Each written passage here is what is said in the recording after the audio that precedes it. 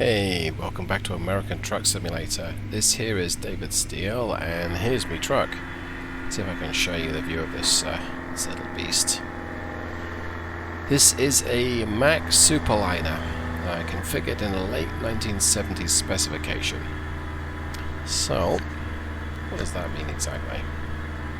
Well, I've got quite a few things to run through today, but first things first, yes, this truck is kind of a 1978 specification look. It has a 1974 spec engine, but to explain what I mean there, we're running a Detroit diesel 8V92. This is the entry-level engine of the range, so it's a 360 horsepower version. Now, this particular engine is a 1974 spec. Detroit Diesel revised the specification of these engines in the early 80s, so there is a later spec out there, but we're using the earlier spec. So its headline figures are 360 horsepower and 983 foot-pounds of torque. Yeah, that's not a lot of torque. Peak torque is produced at 1400 RPM, although it's close to peak torque at 1300. And it's voiced courtesy of Z-Mods. You might call this a test of an engine definition that I'm working on. So, yeah, it is what it is. Yes, it's an entry-level 8V92. Let's manage our expectations here for this particular engine. And transmission-wise, we're using reduced speed here, yes I know. It has no engine brake as well, so I've got to use my service brake quite a bit today. Right, transmission-wise, it's a 10-speed Fuller manual. It's a direct drive. I'm running this in automated mode because it's part of my testing the whole shift pattern thing going on there. Actually, it might be an overdrive. I think it's a direct. It's got a 387 final drive. I remember that much. Yeah, I'll check what the I'll be able to check what the ratios are in a little bit. I think it's an overdrive. 1500 revs, 45 miles an hour in 9th gear. Let's force it into 10th. 1150. Yeah, it's an overdrive. Let's drop it back. Okay, there we go. And the paint on this truck is taken, or very closely related to what a Mack brochure has. I've tweaked things a little bit. I've given it some hood mirrors because I like to see what's behind me every once in a while. And I can look left and right, like so. But we quite like to use those hood mirrors, that helps it out. We've thrown a Garmin GPS on the front and got the onboard computer at the top there. That makes my life an awful lot easier if I'm shifting manually, using a controller and sequential shifter, because it shows my gear set symbol at the top right there, and also other bits and pieces too. So we've got time, instantaneous, trip economy, fuel, and temperatures. Oh, and we're in Alaska. Yes. In a recent convoy with my good friend Zach, I was ruminating on running various engines in a recent live stream. The limit was up to 55, let's accelerate back up to 55. So in a recent live stream, I took this truck out for a run, covered about 1200 miles using the Cummins KT450, which was an option for the Superliner. Interesting engine to use. Just going to force it to shift up to 10th, it might downshift for me. Interesting engine to use. I used a particularly short gearbox with that, but the KT really wants its revs. It's also thirsty. Now the 8V92 is not known for its efficiency, but it's going to be a different league to the KT. I'm still tweaking and tuning this, so I'm still adjusting some of the variables in the engine under the skin to try and get things as close to accurate but keep it playable as I can. I also barreled into this corner way too quickly. That wasn't sensible. A bit more service brake here. Okay, there we go. Not having an engine brake makes life a little harder because, well, the only way I've got to slow down is hitting something. That's never a good thing. Making a tight turn, that will cause it to roll over, or using the service brakes. Well, I suppose using gravity or just lifting off and letting it coast. So I'm going to manage my speed anyway. It's just that little bit harder. Not much to show you on the map, but yeah, we're heading south in Alaska. Just shift up. There we go. All broadly south. And we're going to, I believe, Homer. Let's check my map. Yep, 355 miles left. Homer, we're going to the Deep Grove there. We probably have a night stop. It says it's only 7.5 hours drive today. I got 9 hours left in my shift, so we might do this in one stint. I don't think we will. We might. We'll see. But I do have the time to do a night stop if I need to, and that's certainly welcome. Let's just check my fuel consumption right now. So far on this tank 4.8, but there's not all been this run. My instantaneous number is, well, it's hard to judge what it's going to be. As you can see, the road is not the smoothest. We're up and we're down. Instantaneous are like 6 to 8. It's probably about right. And we're slowly catching up, I think, to the traffic ahead of us, but no great chase. This part of Alaska is, I'm not going to say boring, but it's less interesting than the further north area and the further south area. Well, even then, it's a long stint at the wheel with not much to do other than avoid things. And you've got to manage your fuel and your brakes. If you overstretch yourself, you may find that you are low on fuel, you need to take a break, and you've got nowhere to go. Okay. So yeah. I have to say though, the Superliner is still one of my favourite trucks. I really enjoy it. I like the quality of the mod. I just like the maps anyway. I love the dashboard. There's a lot going on here. There's a lot to like. This particular truck has got the whole chrome thing going on. So I've got the chrome wheels, the chrome tanks. It looks beautiful. Back on the power there. Let's tap resume on my cruise control. There we go.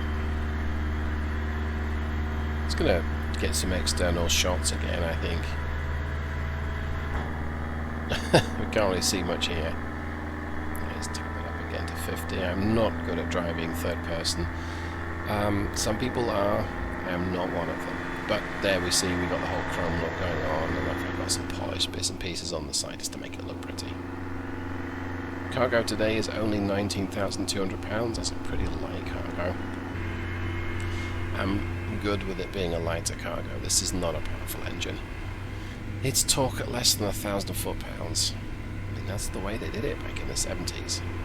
If you had 400 horsepower and 1,400 foot-pounds of torque, you had something. You had a bit of a beast. As an entry-level 8V92, yeah, a little bit less so. Now here we see we're cruising along at 50. We're about 1650 RPM and we're not in top gear. I've set the shift points. It will not let me cruise at top gear at this speed, but I'm going to force it to use 10th. Let's see how well it lines that. That's about 1300 revs. A little bit more than 1300. So is it going to climb this hill? Are we going to lose lots and lots of speed? Okay, we're losing a bit of speed. Losing quite a bit. I can probably adjust the shift point to use slightly fewer revs in top gear.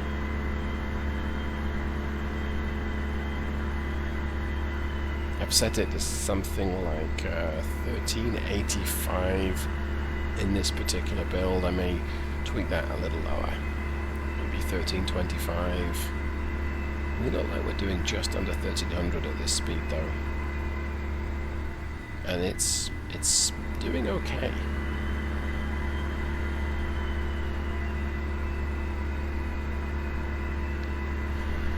Yeah, that's actually doing alright.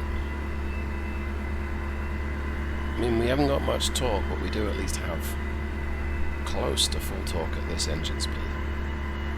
Let's put it back into automated mode. It's going to shift down to 9th. There we go. Immediately it makes a lot more noise. It's going to be burning a bit more diesel as well. It's going to be a bit more responsive if we do come to a gradient.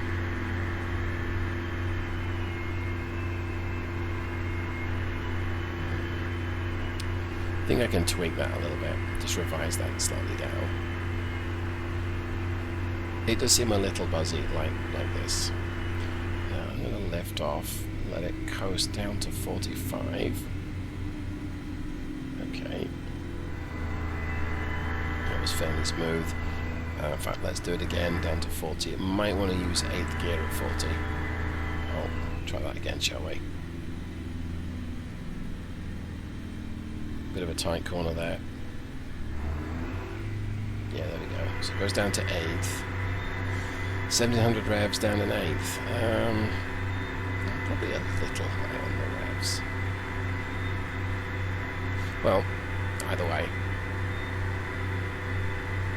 Not going to change it for the purposes of the drive today. I perhaps might close the game, or at least go back to the loading screen, jump into the text file definition, tweak a couple of settings, launch back into the game. But I really don't want to do that because it kind of breaks continuity in the video today. So yeah, I am back in the oh, someone's stopping. Brake. I lost my fuel, just over half a tank. I don't think I need to stop. I've only got 250 miles left. Yeah, I'm not going to stop. Nice trucks. Let's keep on going, I think. Let's get back on resume. Let's bring it back up to 45. So we go 7 to 8th. There we go. And then 8th. We might select 9th at 45. Go. Okay. Yeah, I can let it go a little lower in the engine speed in the high gears, but only a little. What I may find, okay, let's control my speed. What I may find is that if I adjust the minimum suggested engine speed, because SCS it doesn't have hard and fast guides here. If I lower that a little bit, that's great. But what that might do is it might cause it to not work with other transmissions. And so something I notice with the game and with various gearboxes is you can set it up and optimize it for, let's say, a stock 10 speed that comes with the game. And then you try the 13 speed or the 18 speed, or maybe depending on the truck you try the Eaton Endurance as a 12 speed automated, and you find that it just doesn't work very well with that particular gearbox. Let's tackle this corner at 40, scrub off some speed as we go around the corner. Yeah, it downshifted. Okay.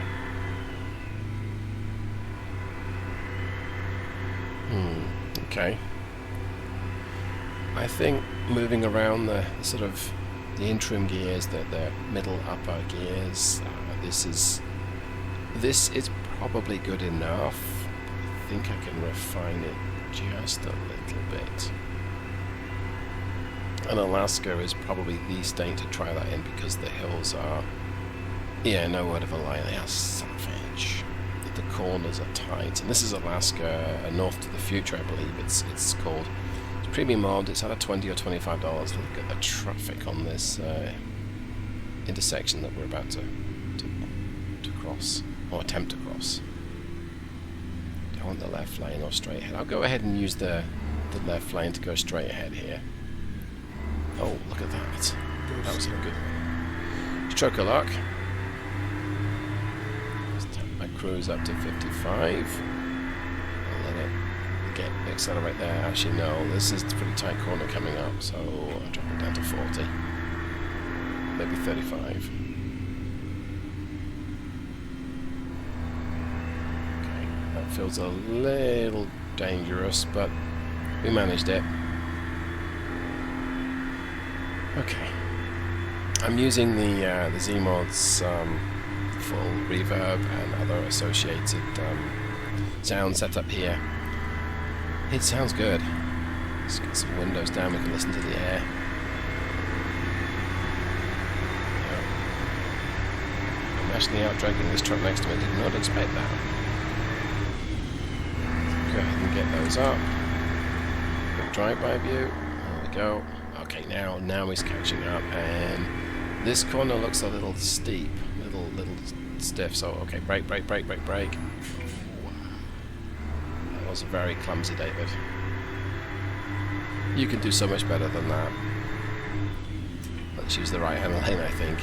So, yeah, we don't get the same notice of a tight corner coming up in this state as the other states. I don't know whether that's a map developer thing, or that's what Alaska's really like. If you live in Alaska or you visit it, just let me know in the comments below. I'm most curious to see. Is it me?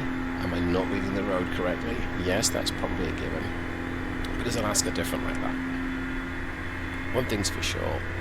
If Alaska looks like it does in the game, it's beautiful. I think that was a little optimistic, yeah. Careered around that corner way too quickly. I didn't need to do that. All in pursuit of that magic 60 miles an hour, just for the speed limit to change on me, I bet. Is this where it changes? Does it get tight here? So I'll tap down to 55. We'll let the speed bleed off. There we go, down to 50. Oh yeah, we're coming into a city. I think I'm going to want to use the right-hand lane. A bit more brakes. Oh, I'm going to use the left-hand lane. What do you know? Let's merge all the way over.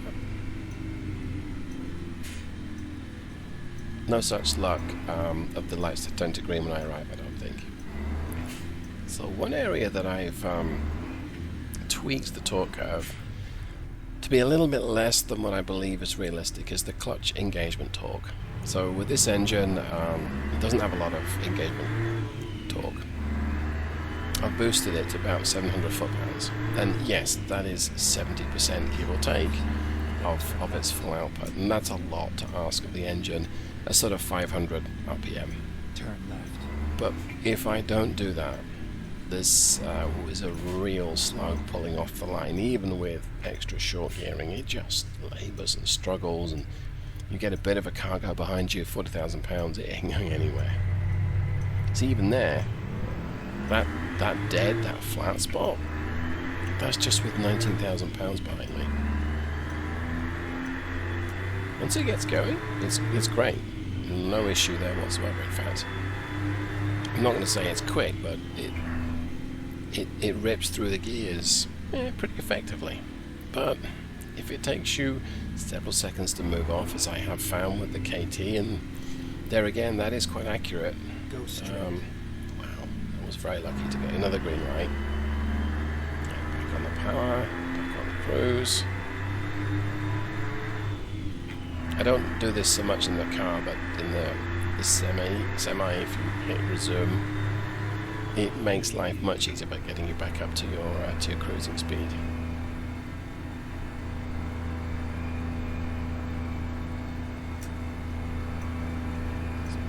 Left, still 35. Keep left. And it goes up to 60. I did not see a speed limit sign there, but okay. Right, well, I'm going to draw this video to a close, I think. I just wanted to showcase some of the driving around Alaska, some of the 8V92, some of the graphical glitches, look at that. just enjoying the game and enjoying a different map, a different engine, and a very different way of it driving.